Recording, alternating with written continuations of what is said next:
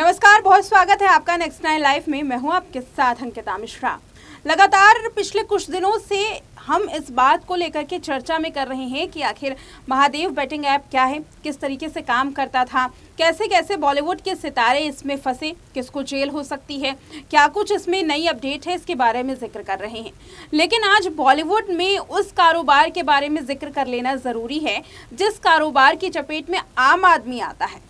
आम आदमी, हम आप, जो उन लोगों से प्रभावित होते हैं जो कभी मेकअप की ऐड करके आते हैं, तो कभी फ्रूटी की ऐड लेकर के आते हैं, कभी ऐसी चीज़ों की ऐड जो आपके लिए हानिकारक हो सकता है, लेकिन आप उन्हीं चीज़ों का सेवन करते हैं, उसका यूज़ करते हैं जो या तो आपने माधुरी दीक्षित को देखा होगा, या अमिताभ बच्चन को आपने देख लिया किसी चीज़ का ऐड करते हुए, या फिर अपनी फेवरेट कलाकार का, फेवरेट एक्टर का जो एक ऐसे प्रोडक्ट का ऐड करता है जो सेहत के लिए हानिकारक है, आपके जीवन के लिए हानिकारक है, लेकिन आप उनसे प्रभावित होकर के वो तमाम प्रोडक्ट्स का इस्तेमाल करते हैं। इसी में से महादेव बेटिंग ऐप भी आता है। महादेव बेटिंग ऐप का भी लोग इसी तरीके से यूज़ कर रहे थे। हालांकि लोग जानते थे कि ये सट्टेबाजी का ऐप है, लेकिन फिर भी चाहे वो रणबीर कपूर हो, चाहे वो कपिल शर्मा हो, भारती सिंह हो, श्रद्धा कपूर हो, हिना खान हो, इसमें बादशाह का नाम भी सामने आ रहा है, मनीषा रानी का भी नाम सामने आ रहा है, सोनू सूद का भी नाम सामने आ रहा है, बहुत सारे कलाकार हैं। 30 नामों की लिस्ट इसमें जारी की गई है और साथ ही ये भी कहा गया है कि कुछ क्रिकेटर्स भी शामिल हैं। हालांकि क्रिकेटर्स के बारे में अभी पूरी तरीके से खुलासा नहीं हुआ है, लेकिन आज की रिपोर्ट में, आज के इस डिबेट में इसी बात पर चर्चा करेंगे कि क्या ये जो कलाकार है, क्या इनकी जिम्मेदारी नहीं बनती है? जिस तरीके से लोगों को भ्रमित करते हैं, क्या इन लोगों की जिम्मेदारी नहीं बनती है कि उस भ्रम से निकाला जाए? याद होगा आपको कि साउथ की एक्ट्रेस के साथ ऐसा हुआ था, फेयर एंड लवली का ऐड करने से मना कर दिया गया था और वो केस काफ़ी ज़्यादा पॉपुलर भी हुआ था। साउथ की एक्ट्रेस का काफ़ी ज़्यादा नाम हुआ था। लेकिन आज चर्चा करेंगे, मेरे साथ मेरी सहयोगी रजनी मौजूद हैं। बहुत बहुत स्वागत है रजनी आपका। जी शुक्रिया।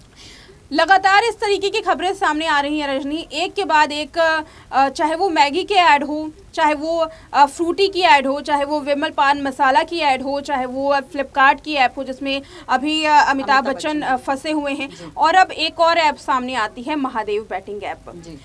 यहाँ पर सवाल ये बनता है कि उन लोगों को, उन स्टार कास्ट को पता रहता है जो इसकी ऐप जो लोग प्रमोट करते हैं, किसी भी प्रोडक्ट को प्रमोट करते हैं, उन लोगों को हर चीज़ पता रहती है, लेकिन पैसों के खातिर वो इस तरीके का कदम उठाते हैं, लोगों को भ्रमित करते हैं। किस तरीके से इसको आप लेती हैं? देखो, सबसे पहले तो सबसे ज़्यादा चीज़ यही होती है कि जैसे मेरा कोई फेवरेट स्टार है, मैं उस पर बहुत ट्रस्ट करती हूँ, या मेरा उस पर क्रश है, या मुझे उसकी फिल्में देखना बहुत पसंद है। अगर वो किसी चीज़ की एडवर्टाइजमेंट करेगा तो मैं बिना सोचे समझे उस प्रोडक्ट की और आकर्षित होंगी और वो प्रोडक्ट लेने चले जाऊँगी। मैं बिल्कुल नहीं जांच पड़ताल करूँगी, उसका रिव्यू नहीं देखूँगी कि उसका रिव्यू यूट्यूब पर क्या है या साइट पर क्या है, उसका साइड इफेक्ट मैं नहीं देखूँगी। मैं सिर्फ उस प्रोडक्ट की और आकर्षित होंगी और वो प्रोडक्ट ले लूँगी। यहाँ पर जो महादेव बेटिंग ऐप है उसमें भी कई सारे बॉलीवुड स्टार्स का इसी वजह से इस्तेमाल किया, क्योंकि वो जानते हैं कि अगर वो बॉलीवुड के बड़े नामी हस्तियों का इस्तेमाल करेंगे तो लोग बिना सवाल किए उनके प्रोडक्ट की ओर आकर्षित होंगे, और यहाँ पर वो भी सट्टा लगाएंगे। क्योंकि अगर कोई बड़ा इंसान किसी चीज़ को प्रमोट करता है, जैसे बड़ी नामी हस्ती, जैसे अमिताभ बच्चन ने फ्लिपकार्ट का एडवर्टाइजमेंट किया था और लोगों ने यहाँ पर उनके नाम पर, भरोसे पर, उनके एडवर्टाइजमेंट को देखकर फ्लिपकार्ट पर जाकर कई सारी चीज़ें ऑर्डर की, कई सारी लिंक पर उन्होंने क्लिक किया, लेकिन बाद में जब उन्हें पता चला ये धोखाधड़ी है और किस तरीके से जो और उपभोक्ता लोग हैं उनके प्रोडक्ट्स को नीचा दिखाने की कोशिश की गई, तो उन्होंने केस कर दिया फ्लिपकार्ट के साथ साथ अमिताभ बच्चन पर, जिसके बाद उन पर 10 लाख रुपए का जुर्माना भी लगा।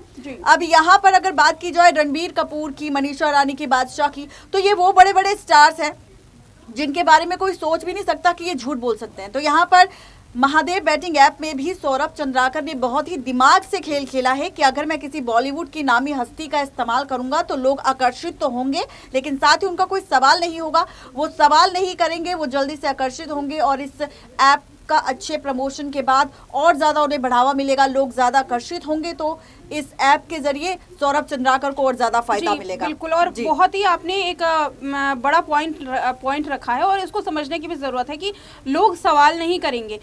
हम आप जैसे लोग इन्हीं तो बॉलीवुड एक्टर्स की एड्स को देख करके प्रोडक्ट्स को खरीदते हैं, चाहे वो मेकअप का प्रोडक्ट हो, चाहे घरेलू यूज़ का प्रोडक्ट हो। लेकिन रजनी, इस बात पर भी गौर करना चाहिए कि अगर आप किसी चीज़ को खरीद रहे हैं तो क्या एक पहलू सिर्फ एडवर्टीजमेंट ही होना चाहिए? क्या आप केवल एक बड़ा स्टार एडवर्टीजमेंट कर रहा है इस वजह से आप प्रोडक्ट खरीदेंगे? क्या लोगों की क्या स्ट्रेटेजी होनी चाहिए एक प्रोडक्ट को खरीदने के लिए? देखो अंकिता, जब भी हम कोई चीज़ करते हैं तो हमारा सबसे पहले ध्यान वहीं जाता है जो सबसे बड़ी चीज़ होती है। जैसे कि अगर मुझे कोई खाने की चीज़ पसंद है तो वहाँ पर एडवर्टाइजमेंट अगर कोई बड़ा स्टार दे रहा है तो मुझे लगेगा कि नहीं, अगर इसने एडवर्टाइजमेंट की है, इसने कुछ बोला है तो चीज़ में कोई कमी नहीं होगी। क्योंकि हम ये सोचते हैं कि अगर कोई बड़ा स्टार इस चीज़ को या प्रोडक्ट को प्रमोट कर रहा है तो उसे जाहिर सी बात है सारी चीज़ों के बारे में पता होगा, उसने सारी चीज़ें पढ़ने लिखने के बाद ही साइन किया होगा सारा प्रोजेक्ट वगैरह, और उसके बाद ही उन्होंने प्रोडक्ट को यहाँ पर प्रमोट किया होगा। लेकिन यहाँ पर जिस तरह से हमने अभी तक अमिताभ बच्चन का केस देखा, रणबीर कपूर का केस देखा, जिस तरह से अब हम लगातार ये केसेस देख रहे हैं, उससे ये बात पता चल रही है कि अब ये बिना प्रोडक्ट को जाने या फिर उसका फाउंडर कौन है या कौन उसका असली मालिक है, कौन किस तरीके से गलत तरीके से काम कर रहा है या उनका इस्तेमाल कर रहा है एडवर्टाइजमेंट के लिए, वो बिना जांचे पड़ताल के यहाँ पर प्रोडक्ट्स को प्रमोट कर रहे हैं और उसके बाद नतीजा ये निकलता है कि वो बुरी तरह से फंस जाते हैं, जैसे रणबीर कपूर के साथ हुआ।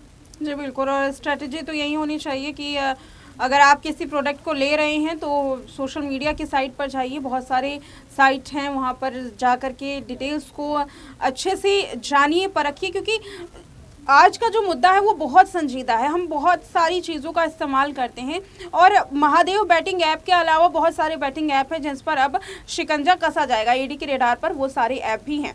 अब यहाँ पर सबूतों की बात कर लेते हैं, क्योंकि बहुत सारे पहलू है इसमें, सबूतों की बात भी करना ज़रूरी है, क्योंकि सोशल मीडिया के ज़रिए बहुत सारी जानकारियाँ हाथ लग रही हैं। मनीषा रानी के बारे में खबर ये सामने आई है कि मनीषा रानी ने सोशल मीडिया पर जो पार्टी हुई थी, सक्सेस पार्टी, इसको लेकर के कई सारी फोटोज जो है वो शेयर की है। रणबीर कपूर को लेकर के भी कहा गया कि फुटेज मिली है, रणबीर कपूर वहां गए हैं, मोटा पैसा इन सभी कलाकारों ने ऐंठा है जी। और एक के बाद एक चीज़ें इनके सामने आ रही हैं कि कैसे नोटों की गड्डियां ये लोग जो हैं वो कैश में घर में रखते हैं। इस चीज़ का भी एक कयास लगाए जा रहे हैं। हालांकि अभी इस पर ईडी की रेड होगी और इस बात का खुलासा भी हो सकता है कि क्या ये तमाम जो चीज़ें हैं वो सच हैं, क्या कुछ आगे हो सकता है। लेकिन यहाँ पर सवाल एक और ये बनता है कि इन दिनों लगातार इस तरीके की ऐप्स जो चल रही हैं, अगर हम बात करें जो संविधान है हमारा, उसमें क्योंकि पैसों के लिए इन लोगों ने काम किया है इसलिए इन पर तो कोई केस नहीं बनता, प्रोमोटर पर केस बनता है। जो सौरभ चंद्राकर हैं जो मेन है उस पर केस बनता है, जिसको पुलिस तलाश भी कर रही है, यूएई में उसका ठिकाना है। लेकिन कंज्यूमर एक्ट पे अगर जाएं तो कंज्यूमर एक्ट में केस बनता है, क्योंकि माधुरी दीक्षित मैगी वाला ऐड आपको याद होगा रजनी, कंज्यूमर एक्ट के तहत केस हुआ था। अमिताभ बच्चन मैगी वाले ऐड में कंज्यूमर एक्ट के तहत केस हुआ था, फ्लिपकार्ट में भी उनके तहत केस हुआ।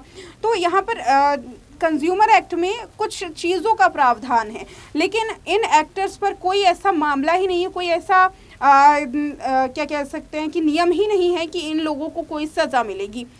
तो आपके समझ से क्या लगता है, क्या पैसे कमाने के लिए ये कुछ भी कर सकते हैं? इन पर कोई बड़ा प्रावधान नहीं बनाया, बड़ा कानून नहीं बनाया, कुछ चंद पैसों का जुर्माना लगाया जा सकता है, जो कि एक आम बात है इन सेलिब्रिटीज के लिए। जी बिल्कुल, जैसा कि आपने अपने सवाल में खुद जवाब दिया है कि यहाँ पर जो कंज्यूमर एक्ट है वहाँ पर अगर कोई मेल करता है और यहाँ पर किसी के खिलाफ शिकायत दर्ज करता है तो उसके खिलाफ एक्शन जरूर लेती है सरकार, लेकिन वहाँ पर भी किसी सेलिब्रिटी को नहीं पकड़ा जाएगा जो प्रमोट कर रहा है, बल्कि उसे पकड़ा जाएगा जो उनसे ये काम करवा रहा है या एडवर्टाइजमेंट करवा रहा है। जैसे कि सौरभ चंद्राकर का नाम सामने आया, पुलिस और ईडी ऑफिस वाले जो हैं अभी सौरभ चंद्राकर को ढूंढ रहे हैं। लेकिन यहाँ पर अगर बात की जाए बड़े बड़े सेलिब्रिटीज की, तो उनके खिलाफ ऐसा कोई एक्ट ही नहीं है और ऐसा कोई नियम ही नहीं है कि अगर वो किसी प्रोडक्ट को प्रमोट करते हैं तो उन्हें कोई सजा मिलेगी। यहाँ पर सिर्फ ये कहा जाता है कि अगर उन्होंने कोई गलत काम किया है, जैसे कि अगर फ्लिपकार्ट की बात करें तो अमिताभ बच्चन ने भी फ्लिपकार्ट के लिए एक झूठी एडवर्टाइजमेंट दी, लेकिन उस एक्ट के तहत भी